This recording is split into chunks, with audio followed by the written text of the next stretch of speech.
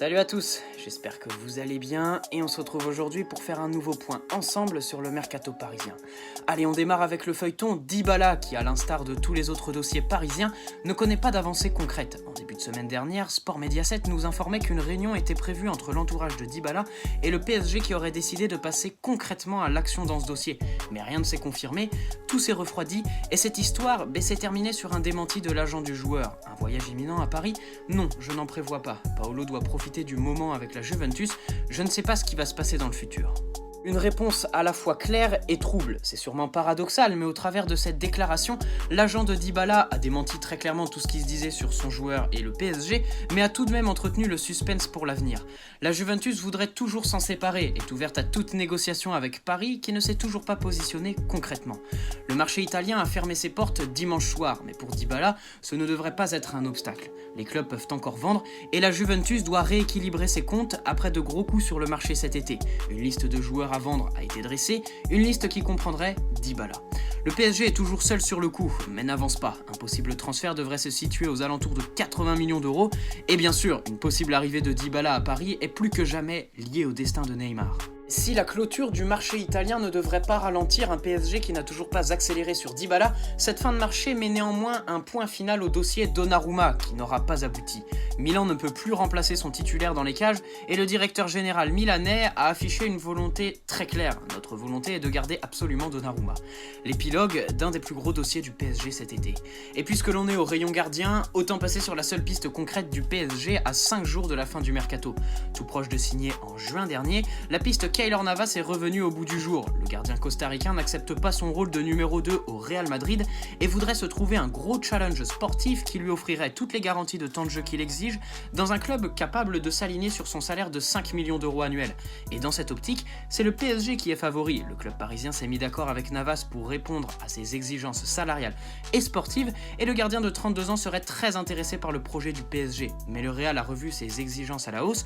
Une première offre de 15 millions d'euros a été refusée par la direction madrilène qui en voudrait 20 millions, quand Zidane voudrait le garder dans son effectif.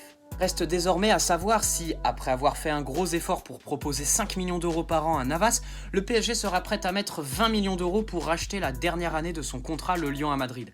Affaire à suivre dans un timing très serré. Au poste de latéral droit, c'est un nouveau nom qui fait son apparition dans les médias. En effet, Kevin Malcuit intéresserait Leonardo qui, selon Soccerlink, aurait contacté le directeur sportif du Napoli dans l'optique d'un potentiel transfert de dernière minute.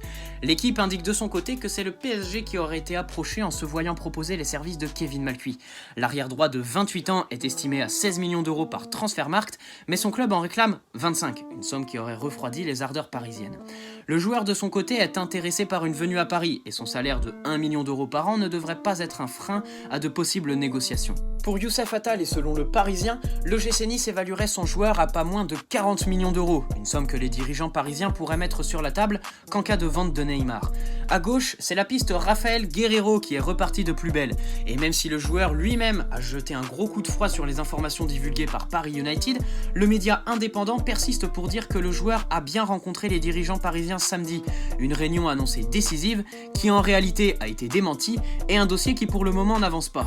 Dortmund voudrait 25 millions d'euros pour accepter de lâcher l'ancien Lorientais, mais la priorité est de le faire prolonger. Son club actuel lui aurait proposé un salaire de 5 millions d'euros par an pour le convaincre de rester, quand le PSG aurait de son côté proposé 8 à 10 millions d'euros, un salaire énorme et une information du journal Bild à prendre avec des pincettes. Mais pendant ce temps-là, Guerreiro n'est pas parisien et semble encore loin de l'être quand le 2 septembre approche à grands pas. Dans le secteur offensif, le Sunday Mirror nous apprend que Paris serait prêt à passer à l'action pour enrôler Wilfried Zaha en cas de départ de Neymar. Le média britannique va plus loin en nous informant qu'une délégation parisienne s'est rendue à Londres pour étudier la possibilité de réaliser ce transfert. Le PSG serait même prêt à proposer plus de 100 millions d'euros à Crystal Palace pour l'international ivoirien. Une information difficile à croire quand on sait que le Sunday Mirror n'est pas le plus fiable des journaux. On part plus sur de l'intox que de l'info. Plus fiable cette fois puisque c'est le très bien informé Di Marzio qui nous a indiqué ce matin que Paris serait passé à l'action pour Mario Mandzukic. La Juventus ne compte pas sur lui et menace même de ne pas l'inscrire sur sa liste pour la Ligue des Champions. Le PSG a établi des contacts avec la Juve et le Croate de 33 ans qui étudierait actuellement l'offre du PSG. Crédible, surtout depuis l'hécatombe de blessures et d'absence de longue durée en attaque au PSG. Dans le sens des départs, c'est le dossier Stanley Nsoki qui est le plus avancé à l'heure actuelle. La Juventus aurait proposé un transfert sec au PSG pour Nsoki, formulant une offre supérieure à 10 millions d'euros. Nice négocie aussi pour 10 millions d'euros, mais sous la forme d'un prêt avec option d'achat pour l'été 2020. Le joueur privilégierait un nouveau challenge dans le championnat de France et serait donc plus séduit par la perspective d'une arrivée à Nice plutôt qu'à la Juventus. Surtout que Patrick Vieira, l'entraîneur des Aiglons, lui aurait offert des garanties sportives. Le PSG serait prêt à accepter la formule proposée par Nice, mais pour une option d'achat à hauteur de 15 millions d'euros. Reste à savoir si Nice fera un effort pour trouver un accord.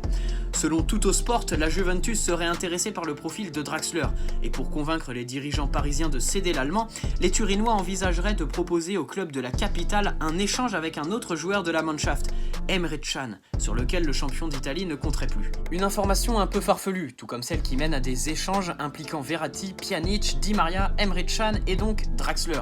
C'est quand même un peu culotté de la part de Tuttosport d'oser expliquer que le PSG et la Juve travaillent sur des échanges de ce genre, des échanges improbables. Le mercato rend fou, vivement qu'il se termine. Allez, en attendant, c'est la fin de cette vidéo, n'hésite pas à poser un like si ce point mercato t'a plu, t'abonner si ce n'est pas déjà fait, et me donner ton avis sur ce sprint final qui s'annonce palpitant dans l'espace commentaire. Bonne soirée à tous, peut-être à demain en live si mes dents le permettent. Allez Paris, ciao.